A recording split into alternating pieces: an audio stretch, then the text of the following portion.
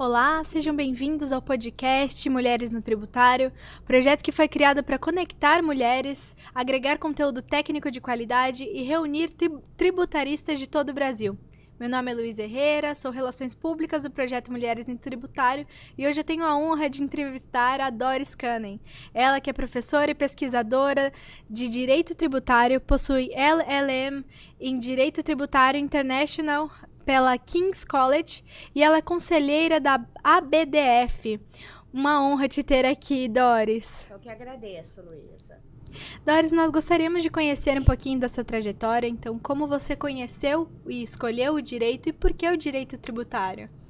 Bom, direito sempre foi a única opção para mim. Eu era muito questionadora, sempre fui muito de falar, argumentar, questionar tudo e sempre gostei muito de ler e escrever. Eram as minhas duas paixões. Então, na hora de fazer o vestibular, foi direito, não tive dúvida nenhuma. Eu acho que eu sou uma das poucas pessoas, né, que pode falar que não teve dúvida quanto à carreira, mas eu me identifiquei muito com a proposta do curso, né, e sempre quis trabalhar com isso. Muito legal.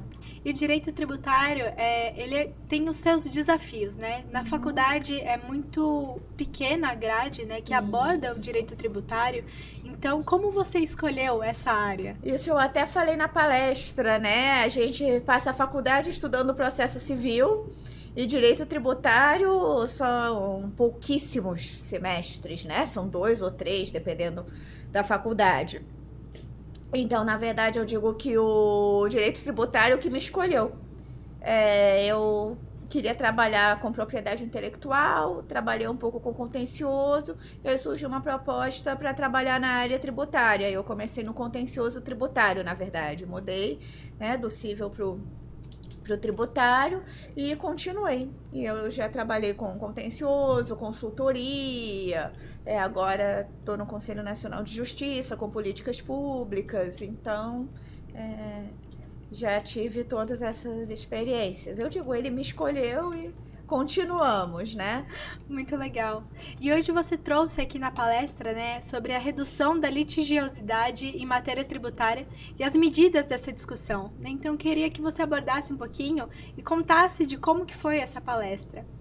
Então, agradecer de novo pela oportunidade de palestrar, né, nesse grupo que traz conteúdo técnico de altíssimo nível, e parabenizar de novo o profissionalismo e o acolhimento que vocês deram para todo mundo que está aqui.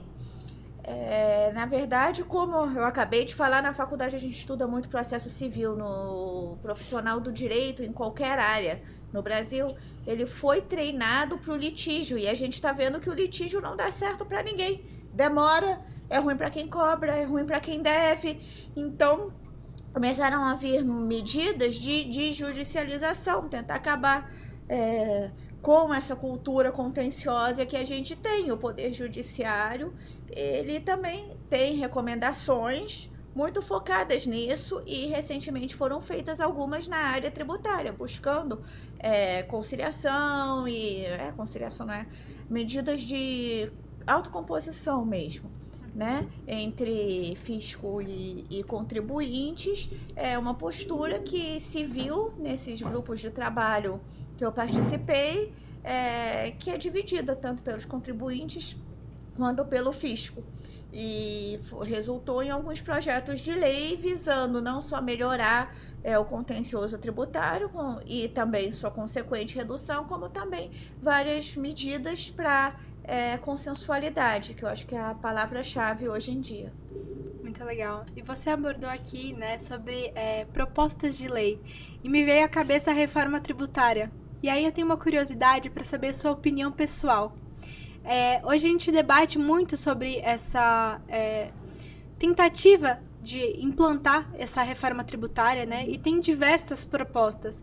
Então, gostaria de saber qual delas, no seu ponto de vista, se adequa mais ao nosso sistema hoje. Bom, a gente tem as propostas de reforma do contencioso tributário, que foi o objeto da minha palestra com a Mariana, né? Então, Cada uma dessas propostas visa melhorar uma certa área, então tem uma proposta para melhorar o contencioso administrativo, tem a de mediação, tem de arbitragem, tem até de custos na Justiça Federal, né?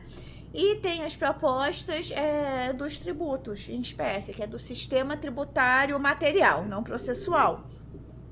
E eu acho muito difícil, e sempre quando perguntam minha opinião pessoal, eu falo, é muito difícil a gente dizer essa é boa, essa é ruim. Porque a gente tem as peculiaridades do Brasil. O Brasil, diferentemente, a gente vê, a Suíça cabe em São Paulo. Então, como é que a gente vai comparar o Brasil com alguém? Então, a gente não pode comparar o Brasil com outros países, e a gente é um país muito grande, com peculiaridades regionais. Então, tem muitos interesses envolvidos nessas reformas. A gente tem municípios, estados, tem a União, tem os outros membros do setor público, autarquias, empresas públicas. A gente tem inúmeros setores privados que... Então, é muito difícil você dizer, essa proposta é melhor do que aquela, porque sempre vai ter algum problema para alguém. Né? Em vista o grande desafio do Brasil, outro país grande com federalismo é os Estados Unidos. Lá os estados têm uma autonomia gigantesca, inclusive o imposto de renda é pago pelo estado, no estado, cada um faz o que quer, então é muito difícil você fazer essa comparação, é só criticar, mas o que eu acredito muito é a segurança jurídica. As pessoas têm que saber quanto, quando e para quem que elas vão pagar aquele tributo. Elas não a querem... questão da transparência. Exatamente, né? A palavra-chave é a transparência. Quanto, quando e para quem. E eu não quero pagar mais que o meu concorrente, né? Sim. Quero pagar igual ou menos. E aí vem problemas, como vem questões envolvendo benefícios fiscais, que a Lina também abordou muito bem na palestra dela. Então, são muitos fatores para levar em consideração. Outros fatores, a crescente digitalização. As barreiras as barreiras no mundo estão diminuindo muito. Então, a gente pega, por exemplo, o metaverso, né? Então, o metaverso está onde? Se eu não pagar algo no metaverso, quem pode cobrar de mim? Então, de repente, a gente tem o melhor sistema do mundo, mas a gente não sabe nem se a gente tem uma competência para aquilo. Porque a tecnologia está tirando muitas barreiras locais. O que eu defendo na prática, que a gente pode ficar filosofando sobre a melhor reforma, tudo. Eu acredito que tem que ter segurança jurídica, transparência e muitos acordos de cooperação e de trocas de informação entre autoridades, né? Até porque o que não é da competência delas, elas têm que ser da competência de alguém. E isso já origina muitas questões envolvendo criptoativos, origina uma interdisciplinariedade muito grande também com o direito penal, porque se o fruto de um crime é transmitido por uma carteira virtual pelo exterior, é muito difícil de rastrear. Então, imagina uma competência tributária, se eu tenho uma casa no metaverso, né? O meu avatar mora lá, vive lá, como é que fica? Exato. Né? Tem um caso interessante que a Alemanha abriu mão de uma tributação em tese no metaverso, que teve uma autuação, porque ela falou, mas o metaverso está hospedado nos Estados Unidos, esse site. Né? Então, são problemas novos que vêm. Uhum. Muito interessante. Então, é um passo atrás ver competência. Aí, fala que vamos supor que a gente fez uma reforma tributária perfeita, tá todo mundo feliz... É uma maravilha, acabou o contencioso, né? Como é que vai ser a transição? Que a gente vai ter que ter uma transição.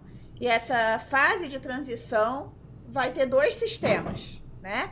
E quais vão ser os cuidados que vão ser tomados? Para evitar. É um novo litígio, né? Sem dúvida.